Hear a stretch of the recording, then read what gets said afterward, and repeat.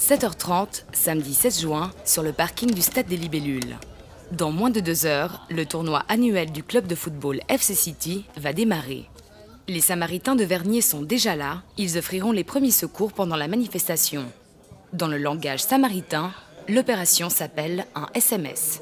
C'est un service médico-sanitaire, c'est-à-dire que c'est un poste qu'on ouvre sur demande dans des manifestations pour pouvoir assurer des premiers secours à la demande d'organisateurs, c'est-à-dire petits bobos, bobologie, peut-être des choses un peu plus importantes des fois quand les gens peuvent se couper ou qui ne se sentent pas bien.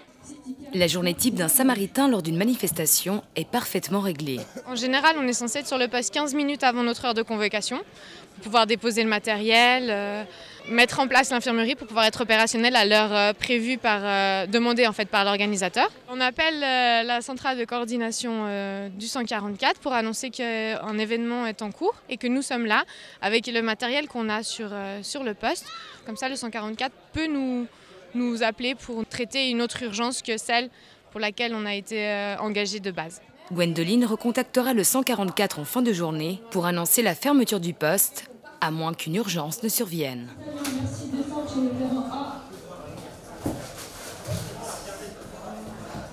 Samaritaine depuis 2012, elle est aujourd'hui la responsable des services médico-sanitaires de la section. J'ai décidé de m'orienter dans les Samaritains parce que j'avais envie de faire du bénévolat, faire quelque chose pour les autres. Et c'est là que je suis tombée sur les Samaritains de Vernier. Je suis allée dans la section, j'ai suivi un exercice et j'étais intéressée. Donc je me suis inscrite et très rapidement j'ai voulu prendre on va dire plus de responsabilités, aider plus. Et du coup j'ai décidé d'intégrer le comité. Et au bout de même pas une année, au début je devais être juste aide et finalement je me suis retrouvée responsable. Un poste de service médico-sanitaire se tient généralement à 2. Aujourd'hui, Gwendoline fait équipe avec Frédéric. De par son métier dans le secourisme aquatique, celle-ci a vite progressé au sein de la section. C'est vraiment à la portée de tout un chacun. Moi, je suis arrivée avec déjà une formation, mais si on peut arriver complètement sans aucune formation, et au sein des Samaritains, notamment à Vernier, eh bien, vous allez être pris en charge et être formé intégralement. Accompagné aussi, toutes les compétences sont intéressantes. Les Samaritains en poste doivent être RPS pour règlement post-sanitaire, c'est-à-dire avoir effectué une formation de base et suivre une formation continue. Entre-temps, le Samaritain non certifié est observateur.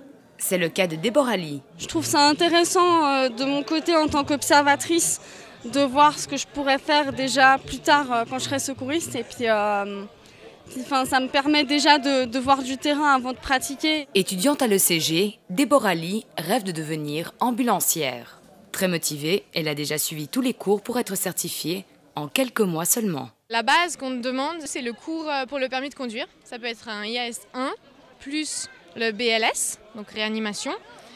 Après ça, les Samaritains, on va peut-être engager pour une deuxième formation supplémentaire qui est secouriste IAS 2. On a encore une dernière formation qui se fait au niveau cantonal. Donc c'est toutes les sections de Genève qui font ça. C'est la formation qu'on appelle RPS, module post-sanitaire, pour pouvoir certifier les gens. En moyenne, ils font compter à peu près, on va dire, une année. Au total, on va dire une bonne quarantaine d'heures de formation, mais c'est vraiment étalé, c'est plutôt le soir et le week-end. Si tu dis que ça fait encore le final,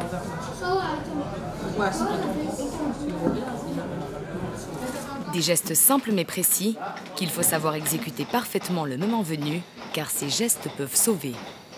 La section Vergnolane compte aujourd'hui près de 40 membres actifs. Les activités sont diverses, collecte de sang en partenariat avec les hôpitaux universitaires de Genève, promotion du secourisme, accompagnement lors de sorties des clubs d'aînés. Pas besoin d'être secouriste certifié pour s'engager dans le mouvement samaritain. Et recruter qui cherche à s'investir sur le long terme. En général, les gens viennent vers nous parce qu'ils nous voient en uniforme ou parce qu'ils ont entendu parler. Du coup, ils nous contactent. En général, c'est la présidente ou la vice-présidente qui reprend contact avec eux. Ils doivent faire plusieurs exercices avant qu'on valide leur inscription pour être sûr que c'est vraiment quelque chose qui leur plaît et qu'ils ont vraiment envie de s'investir dans notre section. Mais être samaritain, c'est aussi et avant tout un engagement humain. C'est clair qu'il y en a pas mal qui sont dans le domaine de la santé, mais pas que. Donc c'est vraiment une façon de s'ouvrir à de nouvelles opportunités, de nouvelles perspectives. S'il n'y a pas de Samaritains, eh bien, des manifestations comme celle d'aujourd'hui, par exemple, ici sur le Stade des Libellules, eh bien, ne pourraient pas avoir lieu. Donc je veux bien donner mon temps pour la jeunesse, en même temps que je me forme. Il y a un esprit d'équipe. On est c'est un peu comme une famille. Et puis ouais, on aide les autres et puis c'est magnifique, je trouve.